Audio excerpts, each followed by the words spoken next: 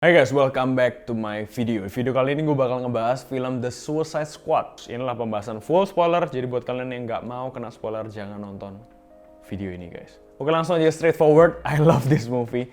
Gue suka banget film ini, dan kita tahu bahwa film ini disutradarai oleh sutradara gokil dan ditulis juga sama orang yang sama, yaitu James Gunn, yang juga menyutradarai film Guardian of the Galaxy.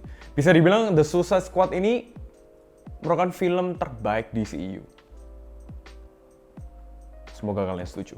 Dan jauh lebih bagus daripada film terdahulunya. Karena for sure I don't like the first film. Gue gak suka sama sekali film yang pertama. Tapi film ini, it's brilliant. Dan sebelum gue bahas lebih lanjut, apa yang gue paling suka dari film ini, gue bakal ceritain secara singkat dulu. Jadi di film kedua ini masih ada beberapa karakter yang sama seperti Harley Quinn diperankan oleh Margot Robbie, kemudian ada Rick Flag, kemudian ada Viola Davis yang memerankan Amanda Waller. Dan di film kali ini The Suicide Squad ini ditugaskan untuk pergi ke sebuah pulau untuk menghancurkan sebuah kayak situs kayak tempat berdirinya yang namanya Project Starfish. Nah, katanya Project Starfish ini project jahat dari orang-orang di kepulauan tersebut untuk menguasai dunia. Intinya kayak gitulah. Tapi turns out Project Starfish ini sebenarnya itu yang menginisiasi adalah pemerintahan Amerika Serikat sendiri gitu. Jadi The Suicide Squad sebenarnya ditunjuk ke sana untuk menghancurkan situs tersebut untuk menutupi boroknya Amerika Serikat. Tapi itu nanti halnya baru ketahuan di akhir. Nah, Starfish itu sendiri adalah seekor alien yang ditemukan ketika para astronot dari luar angkasa. Nah, aliennya ini berbentuk starfish, ikan bintang. What is starfish? Starfish apa di Indonesia?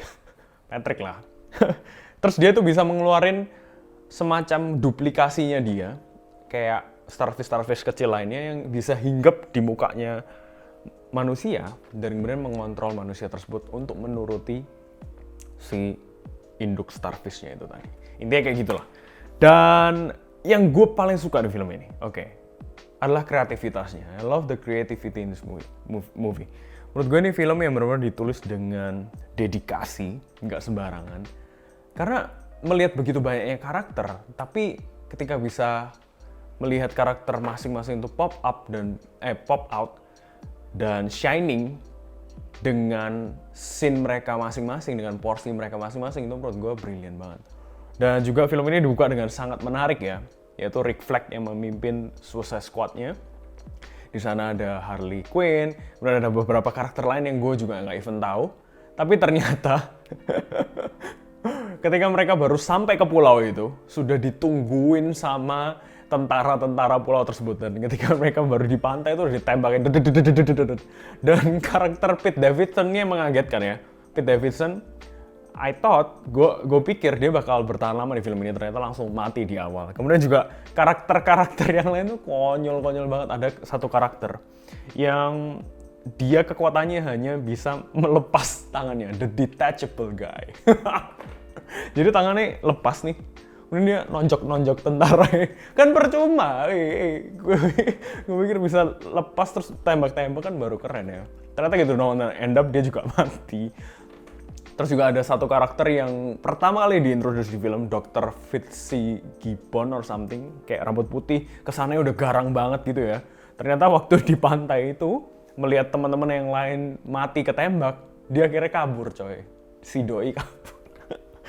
Kabur, mau berenang kabur, dan sesuai kesepakatan, kalau ada salah satu anggota Suicide Squad yang kabur, karena kan mereka aslinya adalah penghuni penjara, jadi nggak boleh kabur kan.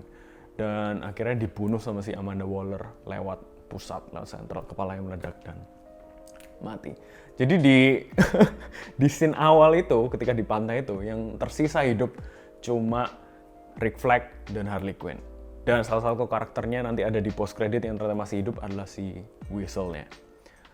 Dan kemudian dari scene itu langsung masuk ke scene flashback. Ternyata The Suicide Squad-nya itu dibagi menjadi dua tim kala itu. Ada yang masuk lewat pantai itu, timnya Rick Flag, dan satunya lagi dipimpin oleh si Idris Elba, yang karakternya merupakan Bloodsport. Kita sering dengar isu bahwa Idris Elba ini menggantikan si Will Smith sebagai Deadshot, tapi ternyata enggak. Ternyata dia adalah karakter yang baru, tapi punya kemampuan yang mirip banget dengan Deadshot. Nah, kalau one on one, gue nggak tahu siapa yang menang, semuanya penembak jitu. Dan baru di timnya si Bloodsport inilah yang karakternya hidupnya lama nanti di film ini. Ada karakter Polka Dot Man. Itu juga konyol banget sih. Gue nggak tahu apa yang mendasari pemilihan karakter ini, tapi menurut gue James Gunn tahu betul karakter apa yang dia mau pilih dan ada di film ini, dan terbukti sangat-sangat efektif untuk keseluruhan cerita di film ini. Ada Polka Dot Man yang benci banget sama ibunya, jadi tiap kali dia mau bunuh orang, dia tuh bayangin, mengimajinasikan bahwa orang-orang itu adalah ibunya. Jadi ibunya bisa berubah jadi orang-orang, kemudian dia baru tembakin dengan polka dotnya. Kemudian ada Ratcatcher yang dia itu bisa punya kekuatan, dia punya satu device untuk mengumpulkan tikus-tikus yang kemudian nanti tikusnya bisa disuruh apapun dengan dia. Dan karakter Ratcatcher ini juga sangat menarik ternyata di film ini. Gue pertama kali diintroduce karakter itu ketika dia di penjara. Gue pikir ini pasti karakter yang cepat mati ini. Ternyata enggak, ternyata she's like the heart and soul dari film ini. Dia yang punya compassion, dia yang tipikal karakter yang punya belas kasihan, yang punya hati lah, dibandingkan karakter-karakter lain yang semuanya penjahat gitu. Kemudian juga ada Peacemaker diperankan oleh John Cena yang ini juga lucu banget sih. Jadi Peacemaker dan Bloodsport ini saling pengen unjuk gigi siapa yang lebih kuat. Kemudian juga ada The Sharkman ya kalau nggak salah, yang manusia hiu itu diperankan oleh Sylvester Stallone. Dan CGI-nya keren banget di film ini, bener-bener real dari awal sampai akhir tuh nggak ada yang kelihatan fake gitu. Ini manusia hiu yang nggak punya temen, tapi ternyata akhirnya bisa berteman dengan si Ratcatcher tadi. Jadi setiap karakter ini punya dinamikanya sendiri. Juga tidak lupa dengan karakter-karakter lama seperti Harley Quinn, Rick Flag, kemudian Amanda Waller, masing-masing punya spot untuk bersinarnya masing-masing. Nah, itu yang gue paling suka di film ini. Jadi, dari begitu banyaknya karakter, semuanya dipersiapkan untuk sebuah scene atau punya giliran masing-masing untuk bersinar. Harley Quinn punya satu dua scene sendiri untuk dia bersinar, kemudian ada fighting scene-nya gaya Harley Quinn sekali. Itu yang gue benar-benar sukain. Kemudian, Amanda Waller, yang diperankan Viola Davis, keren banget. I think Viola Davis memerankan ini dengan udah sangat cocok banget sih, nggak ada pemeran pengganti yang lain. Kemudian Idris Elba juga sangat baik memerankan film ini. Chemistry-nya bersama timnya, juga bahkan bersama seterunya Peacemaker, si John Cena, ini juga sangat-sangat baik gitu. Dan seperti film-filmnya James Gunn, Guardian of the Galaxy, yang menonjol memang sisi komedinya. Sangat menonjol di film ini. Itu ngakak banget sih dari awal, scene awal yang konyol banget. Kemudian yang gue inget scene penyelamatannya si Harley Quinn, yang mereka udah nyusun rencana, oke lu lewat sini, oke. Udah pakai kayak Avenger kan, kayak oke, gue akan masuk lewat window, jendela. Si Bloodsport-nya udah sampai punya gantungan gitu kan untuk naik. Ternyata si Harley Quinn-nya udah bisa keluar sendirinya.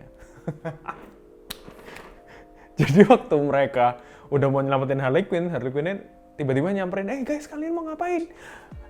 Kita mau nyelamatin lu. Kok udah di luar? Terus Harley Quinn cuma bilang, well, aku bisa masuk lagi sih, gue bisa masuk lagi sih, terus lu selamatin gue. Ya nggak usah. I think that's brilliant.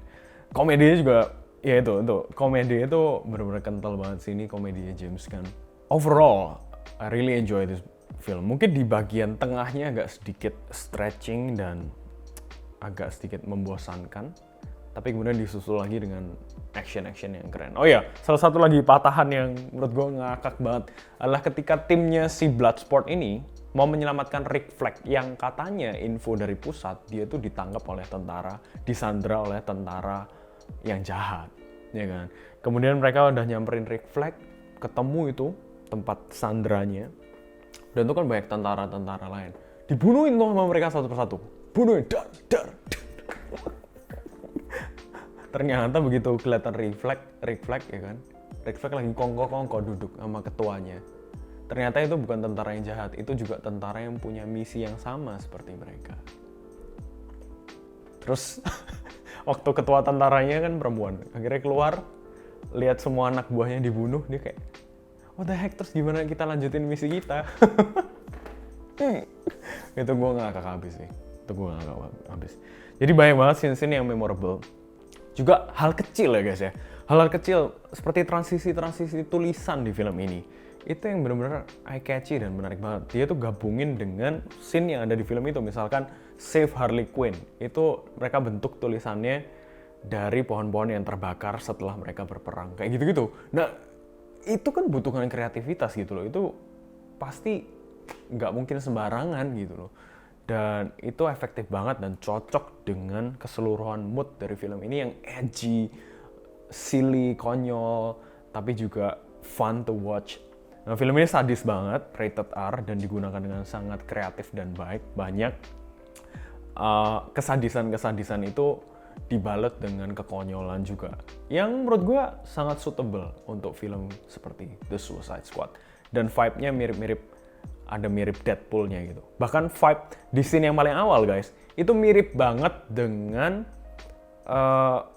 film Deadpool 2, yang dimana ketika itu Deadpool mengumpulkan squad, inget ya, kemudian ketika squadnya mau mulai misinya ternyata mereka langsung mati satu persatu. Hanya satu doang yang nggak mati, itu yang The Luckiest Girl itu, yang selalu beruntung itu.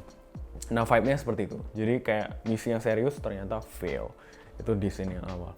Kemudian sampai akhirnya kemudian ada beberapa karakter yang mati. Rick Flag mati. Ini spoiler ya. Dibunuh oleh Peacemaker.